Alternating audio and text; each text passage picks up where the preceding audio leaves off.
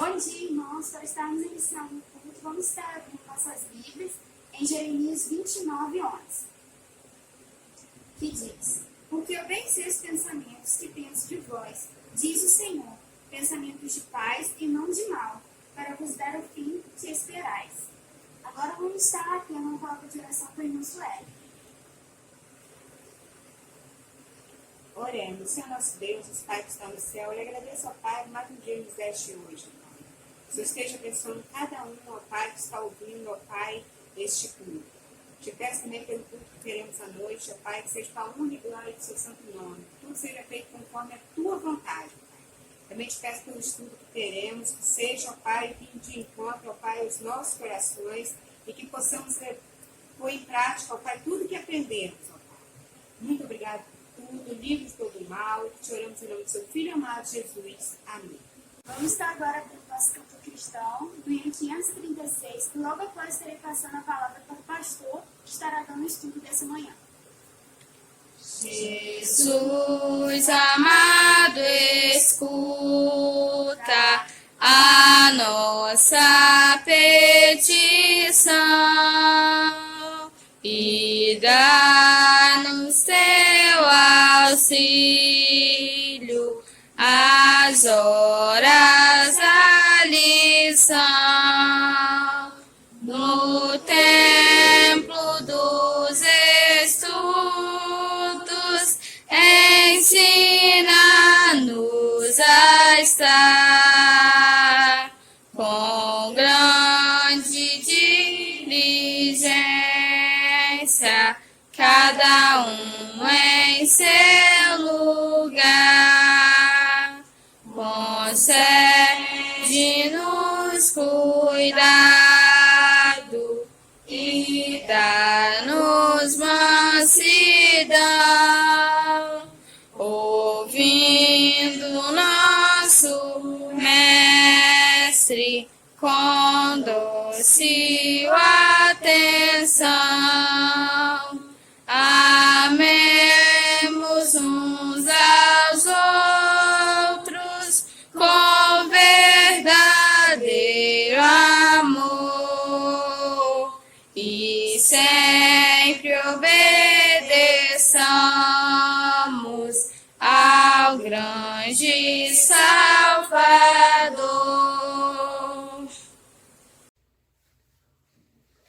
Meus irmãos, o estudo de hoje da nossa revista Palavra e Vida é o estudo de número 13. Ele foi elaborado pelo pastor Vanderlei Batista Marins. O texto base da lição se encontra em Jeremias, capítulo 29, versículo 11, com o tema da lição: certeza do amanhã. Então, o nosso texto base diz assim a palavra de Deus: Porque eu bem sei os pensamentos que penso de vós, diz o Senhor, pensamentos de paz e não de mal, para vos dar o fim que esperais. Está então a palavra de Deus para o nosso estudo desse domingo, quando vamos estudar a última lição do trimestre. Diz aqui na introdução: tempos de restrições sempre inquietantes, cheios de especulações e de muitas novidades. Por outro lado, também pode ser vistos como preciosas oportunidades para revermos muitas coisas, concertos, tomadas de atitude, ou permanecermos céticos e revoltados. Então sabemos que essa pandemia mexe com a gente. Muitas pessoas estão já pensativas ou até, em certo ponto, desconfiadas com Deus, desconfiadas da bondade de Deus, e às vezes pensam que Deus esqueceu delas. Esses pensamentos acontecem em nós. Aí as pessoas às vezes ficam um pouco meio fracas na fé nesse tempo. Mas a crise significa oportunidades. E nós aprendemos muito nesse tempo de pandemia a valorizar a família, a valorizar o diálogo familiar com os nossos filhos, porque nesse tempo de tecnologia, de celulares, nós vemos as pessoas divididas na própria família e a ausência de diálogo no lar prejudica muito o convívio familiar, a educação dos filhos, os planos, né, que temos para a família. Então precisamos aproveitar as oportunidades, concertos, tomada de atitudes para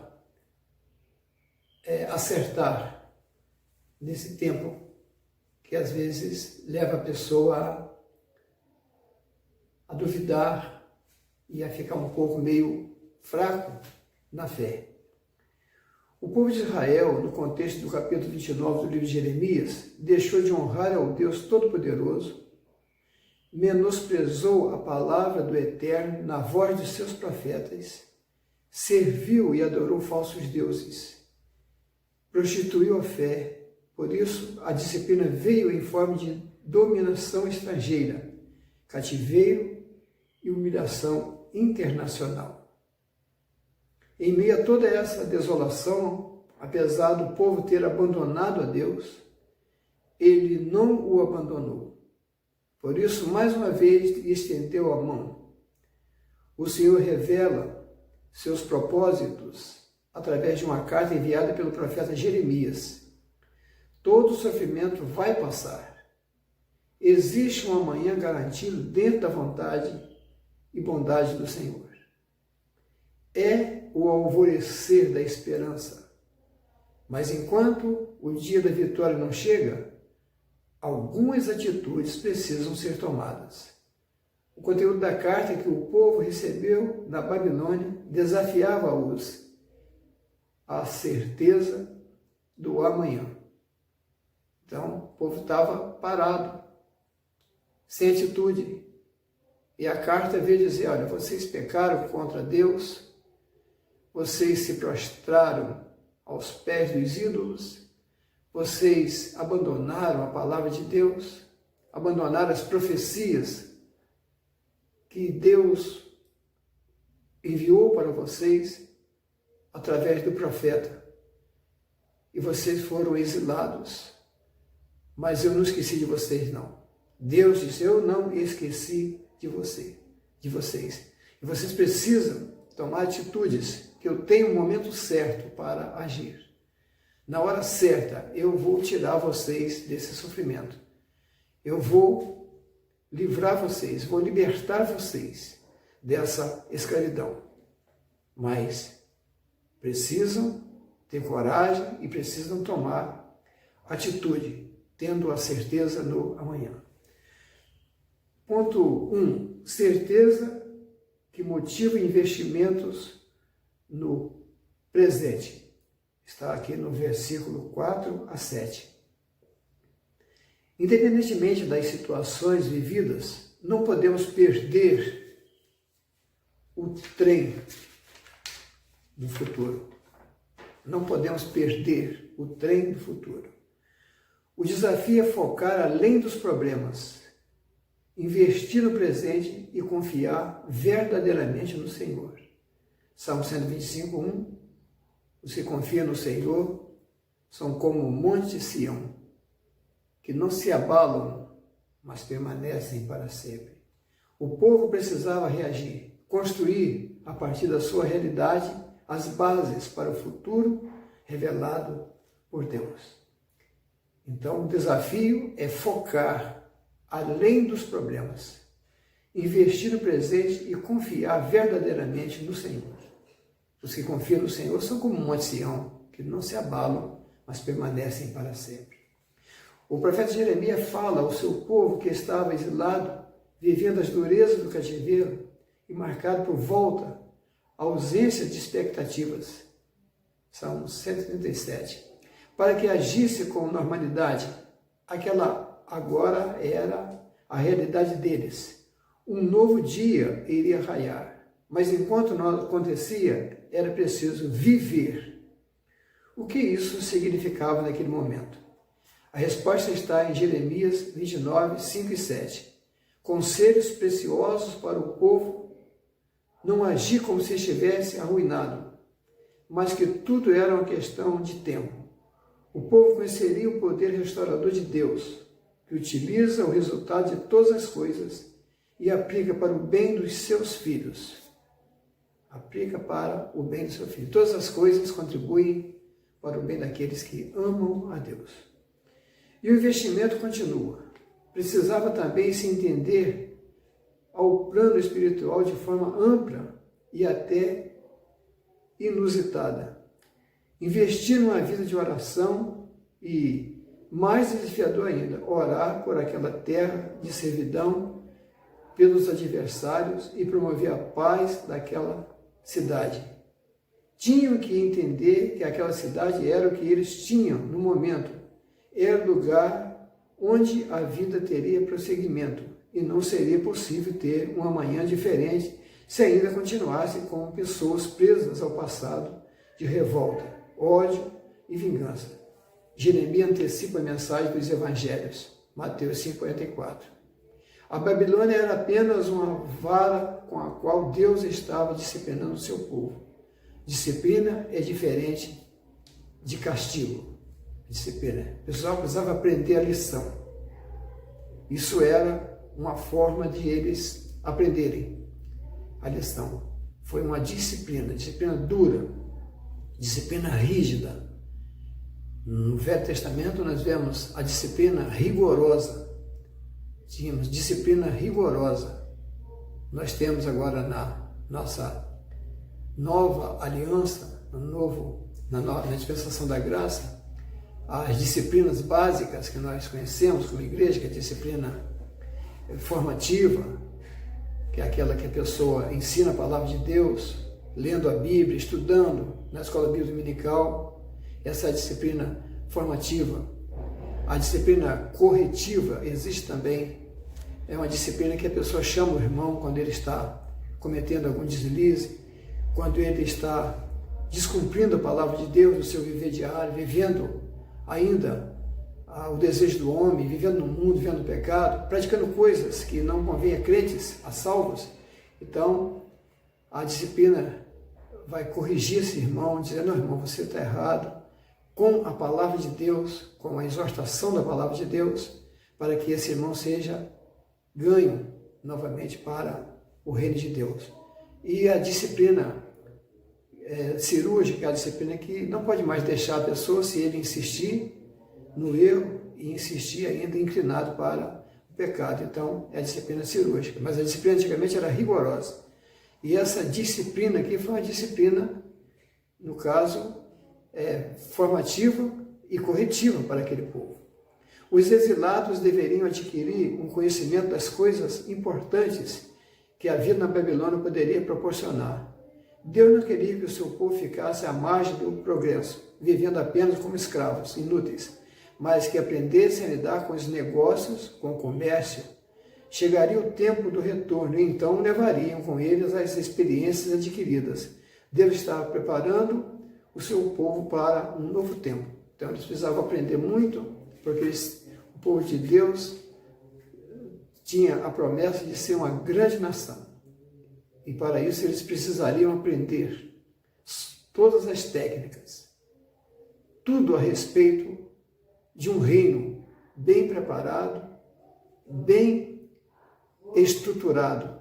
E eles deveriam então aguardar e esperar no tempo certo, mas aprender as coisas que levariam à prática de um governo bem equilibrado, porque o povo de Israel é a nação escolhida de Deus, não apenas para ser escravos, e Deus não queria isso para eles.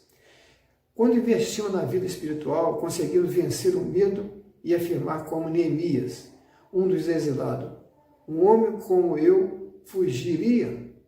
Neemias 16:11. Não importa a situação que temos vivido, aprendemos com as circunstâncias, com os nossos erros, para não mais repeti-los. E tiremos o melhor de cada situação, levantemos-nos e nos firmemos de pé. Ponto 2. Certeza de que previne quanto aos proclamadores de mensagens falidas. Os versos de 8 a 9. Certeza que previne quanto aos proclamadores de mensagens falidas. Desde o Éden, mensagem falida. Fake news são divulgados. Gênesis 3, 4 a 6. O tentador sabia que a proposta feita ao primeiro casal não funcionaria. Não deu certo para ele, que foi expulso da presença de Deus, assim como não deu para as vítimas da sua falsa mensagem. Gênesis 3, 24. Quando Jeremias profetizou que Jerusalém seria devastada e o povo levado cativo pelo exílio babilônico, as reações agressivas, contrárias ao profeta e à profecia foram imediatas. Jeremias 19, 3 a 8, Jeremias 20, de 1 a 5. Nesse tempo, vários impostores se levantaram com mensagens atraentes ao povo, dizendo que não era bem assim, conforme o predito profético. São pessoas que se levantam para desfazer a verdadeira profecia, para tentar anular a mensagem de Deus, que avisa, mostra o perigo, revela os perigos iminentes que poderão surgir quando a pessoa está errada, quando a pessoa está andando no caminho do pecado, andando em direção contrária à vontade de Deus. Como proclamadores de mensagens falidas, destacam Ananias, que recebeu a devida punição, e também Acabe, Zedequias e Semaías. A mensagem do falso profeta parece ser verdadeira. É atraente, agradável e cheia de aparente esperança, mas não passa de ciladas, veneno para a alma e deformação para a fé. Jeremias 23, 32. Foi por isso que o Senhor preveniu o seu povo quanto ao perigo das coisas fáceis, por parte de alguns que se levantaram para contrapor a vontade de Deus anunciada pelo profeta. Quanto a esses, a recomendação foi: não deis ouvidos a esses profetas que dizem: sonhei, o Senhor falou, o Senhor me disse. São profetas do engano. Então Jeremias diz: não deis ouvido a esses profetas. O povo precisava aprender a ficar atento, voltar-se para o Senhor e não se deixar levar pelos impostores do ofício profético. Precisava também ter os pés no chão, firmeza na fé e certeza na manhã. Para não ser enganado, devorados pelos lobos vestidos de ovelhas e pelos contadores de sonhos, mensageiros irresponsáveis. Em todos os tempos, para quem crê na intervenção divina e tem certeza do amanhã, só existe uma forma para proteger desses falsificadores da palavra, que é o conhecimento da suficiente e eterna palavra de Deus. Quem conhece a palavra de Deus, quem é conhecedor da palavra de Deus, vai detectar pelo discernimento espiritual as profecias falsas, essas profetadas que vemos nesse tempo. Eu assisti a uma pregação do pastor Augusto Nicodemos, e ele, na sua mensagem, enfatizou a respeito dos profetas desse tempo, dizendo que ninguém profetizou a chegada da pandemia, que não houve nenhuma profecia dizendo que íamos ter uma pandemia, que o mundo passaria por uma pandemia. E, de repente, a pandemia veio e apareceram vários profetas profetizando e postando vídeos falando do fim da pandemia e dizendo de coisas que ainda iriam acontecer. Profetizaram muito, dizendo de coisas que ainda viriam. A pessoa já bombardeada pela pandemia acaba vendo um vídeo ou um comentário do falso profeta dizendo que a coisa vai piorar, que as pessoas vão morrer a terça parte, e começam a fazer profecia que não tem um apoio bíblico, que não é Deus falando, é da mente daquelas pessoas que querem correr o risco de acertar em alguma coisa que poderá acontecer para ficar com fama e buscar glória para si mesmos. Façamos como os bereanos, conferindo todas as coisas na palavra para ver se estavam conforme a palavra de Deus. Atos 11:17, os bereanos liam na Bíblia para ver se aquela mensagem apostólica era verdadeira, se aqueles apóstolos aqueles discípulos estavam realmente falando a palavra de Deus, se estavam conferindo. Eles iam e conferiam. Assim sendo, permaneçamos firmes na lealdade ao Senhor e à sua palavra. Mesmo que a palavra do Senhor nos pareça dura, Ele sabe o que diz e por que diz. Verdadeiramente Ele sabe o que eu e você precisamos ouvir. Só Deus que sabe o que precisamos ouvir. Terceiro, certeza que conscientiza a nos firmarmos no Deus da promessa. Versos 10 e 11. Deus garantiu ao seu povo que o conduziria no retorno à sua terra. Seria maravilhoso e consolador poder viver o amanhã sob um novo olhar. A guerra absorvida pela paz, a tristeza do cativeiro suplantada pela alegria da liberdade, a terra estranha substituída pela terra de origem e as noites sombrias de sofrimento pela aurora de um novo dia. Como bem afirmou o poeta Saco num dos mais belos hinos do nosso hinário: Jerusalém, Jerusalém, teu dia vai raiar. Podemos crer nesse Deus de promessas e crer nas promessas de Deus, pois Ele cumpriu, cumpre e cumprirá cada uma delas. É verdade, Neemias 23:19. Sabemos que naquele momento de dor e de vergonha, cada um do povo era levado a pensar em muitas coisas. Uns ouviam os falsos profetas, outros não queriam ouvir nada, mas havia também aqueles que necessitavam ouvir que, embora em terra estranha, não estariam sozinhos. Salmo 145:18-19. O Senhor estaria atento aos lamentos do seu povo e velaria sobre a sua palavra para cumprir. Ele velaria pela sua palavra em cumpri-la. A palavra de Deus se cumpre. Ela se cumpre, irmãos. A palavra de Deus. Jesus disse que nenhum tio poderá ser tirado da palavra de Deus, porque o seu cumprimento acontecerá na íntegra, por meio da palavra de Deus. Os que edificam suas vidas firmados nas promessas do Senhor nunca terão os seus sonhos frustrados. Podemos até repetir esse início aqui. Os que edificam suas vidas firmados nas promessas do Senhor nunca terão os seus sonhos frustrados. Vai plantar, vai colher, vai tomar posse das bênçãos de Deus. E tudo que planejar serão planos feitos dentro da vontade de Deus, dentro da orientação de Deus. Por isso não serão frustrados. Deus via a angústia do seu povo. Aí está perguntando, Deus via a angústia do seu povo?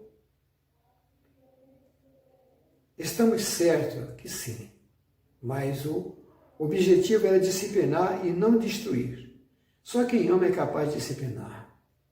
Deus assim diz ao seu povo: quando os 70 anos da Babilônia passarem, eu mostrarei que me interesso por vocês e cumprirei a minha promessa de levá-los de volta à pátria. Quando a saudade de casa apertar ou se sentir desamparado, lembrem-se, há uma promessa de Deus para cada um de nós, o seu povo. Nós somos tão diferentes do povo do Senhor no passado. Também temos pecado, andamos por caminhos tortuosos e algumas vezes até distantes do Senhor. É certo que também fomos disciplinados por Ele, mas temos a certeza de que somos filhos e, como tais, somos herdeiros das suas promessas. Quem viveu e sobreviveu à Babilônia pôde ver a promessa cumprida. Esdras 11, 3. Quando em nossas vidas tudo parecer impossível, lembremos-nos da promessa do Senhor, pois Ele diz: só eu conheço os planos que tenho para vocês, prosperidade e não desgraça, e um futuro cheio de esperança. Sou eu, o Senhor, quem está falando. Palavra de Deus para nós. Só eu conheço os planos que tenho para vocês. Prosperidade e não desgraça, e um futuro cheio de esperança. Sou eu, o Senhor, quem está falando. É a palavra de Deus, é o Senhor que está falando. Para pensar e agir. Em tempos de restrições, o melhor caminho é revisar as práticas de vida, manter a esperança e assumir um novo compromisso com o Senhor. Então é isso aí. Revisar as práticas de vida. Eu poderia pensar o que eu mudei na minha vida. Quais as práticas que eu estava praticando, fazendo, e depois desse distanciamento social, depois dessa experiência que estamos vivendo, o que eu tenho feito? Qual mudança eu tenho feito? Eu preciso assumir um compromisso com o Senhor. 2. O momento está difícil? Não desanime. Não se deixe levar por mensagens falidas e nem se esconda da vida. Viva a normalidade e procure retirar o melhor de cada situação. Dado com as mensagens falidas. Olha, nós temos muita coisa boa para ouvir. Deus está falando conosco. E podemos, irmãos, a cada dia ouvir a palavra de Deus, lendo a Bíblia, aprendendo mais da Bíblia, interessando mais sobre a palavra de Deus, tentando pedir a direção de Deus, que através do seu Espírito Santo nos deu discernimento espiritual para a gente não cair nessas ondas, dessas profecias mentirosas, que traz para nós mensagens falidas, que não servem para nada. 3. Depois da tempestade sempre vem a bonança, mas até para vivermos os dias de bonança é preciso ânimo, força e fé, a fim de reconstruirmos os muros caídos, o templo destruído, edificar casas, arar e semear a terra para as novas colheitas. Que Deus nos abençoe, irmãos. No tempo certo, Deus vai colocar um ponto final nessa crise. Mesmo que não haja vacinas, que a ciência não descubra uma vacina para combater a epidemia, para combater o Covid-19, no momento certo, isso vai cessar e a bonança vai chegar e Deus vai nos brindar com a bênção do livramento, porque Ele tem um plano para mim, para você e para nós. Sejamos fiéis e firmes na palavra de Deus, colocando nossos corações, nossas vidas na presença de Deus, para suportar esse peso, essas dificuldades, e temos a esperança de que o Senhor está conosco. Ele não nos desamparou. As suas promessas são verdadeiras e fiéis, e por isso podemos confiar que vamos brindar a alegria de podermos retornar e recomeçar tudo de novo, com muitas bênçãos, bem mais preparados para enfrentar desafios e aproveitar oportunidades que aparecerão para nós como bênçãos de podermos alcançar muitos valores e reconquistar valores perdidos na família, no lar, no trabalho e principalmente no que diz respeito à vida espiritual. Que Deus nos abençoe, para a honra e para a glória do nome de Jesus. Nós vamos encerrar nossa lição orando ao nosso Deus.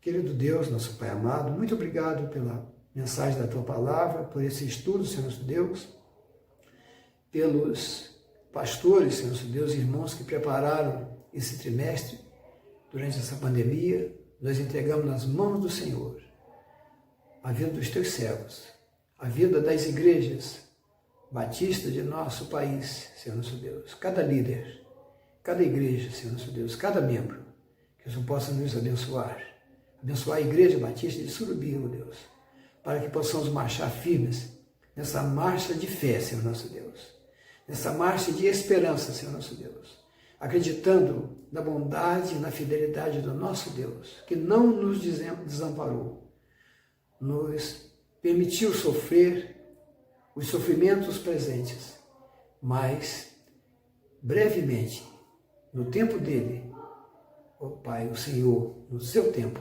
irá nos tirar, remover de nós esse sofrimento e fazer brilhar, Senhor Deus, um novo amanhecer após essa grande tempestade que estamos vivendo. Abençoa a sua igreja e dá-nos a tua paz, perdoa os nossos pecados, Senhor. Aceita a nossa oração que fazemos no nome santo de Jesus. Amém.